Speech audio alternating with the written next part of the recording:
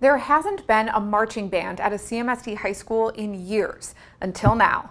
The John Marshall Lawyers are marching to the beat of their own drums, literally, bringing back a tradition that's also brought back a lot of school spirit. And the band is only the beginning. There are also new arts classes open to students at all 3 schools on campus. Learn more about their arts programming and how it's helping students change their tune. Ronald is a junior at John Marshall School of Information Technology. Learning formulas isn't new, but learning how to forward march certainly is. I just get so amazed by the drumstick and the drum, how it makes the sound together.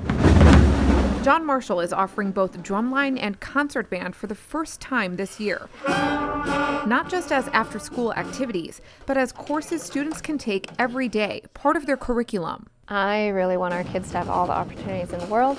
I believe well-rounded students need to have all of the great academic core content, but also the great arts programming. In the past, our students had a regular art class where they have ceramics, drawing, and painting, but they didn't have a music arts class, and that was a huge gap and a huge void. So last year, one of my students, her name is Haley, she came and asked why we didn't have band, and she wanted to start a petition and get a list of students and their instruments to actually add a band class. And I said, this is great. I love band. I was a percussionist. I will support you in doing this. She came back in 2 days with like 50 students and the instruments that they played or wanted to play. Most of the students have never played an instrument before. See how I'm just holding it up here and the handle's going in and out? But their teachers take pride in introducing them to it. There's not as much music education that's happening at the elementary and middle school level. So what I'm doing is I'm basically building the kids up from zero. But that's what we're doing. We're building from the ground up. Right now, how you hold the instrument, blow in the little end, not the big end, stuff like that. But students caught on to stuff like that pretty quickly, performing for the first time at John Marshall's homecoming pep rally and football game. I was very excited to see our drum line. I was on the snare line when I was in high school back in the day.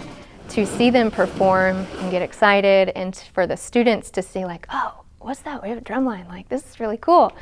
It was a really special moment. I think even the staff felt the energy just in the gym as they came out for the pep rally. It's important for our students here, but it's also just as important for our alumni and our community to see that. It's a joy to show them like he's actually teaching us stuff in drumline. He's also teaching pep band and guitar lessons after school. Move your fingers up to the next 2 sets of dots. We've been learning the strings and tuning and E7, B flat, A sharp, and all the other stuff. And that's not all. John Marshall also has a drama club led by performing arts director Maureen Martin, who oversees the music department and arts education at the school. Who has ever been in a play or musical? Raise your hand.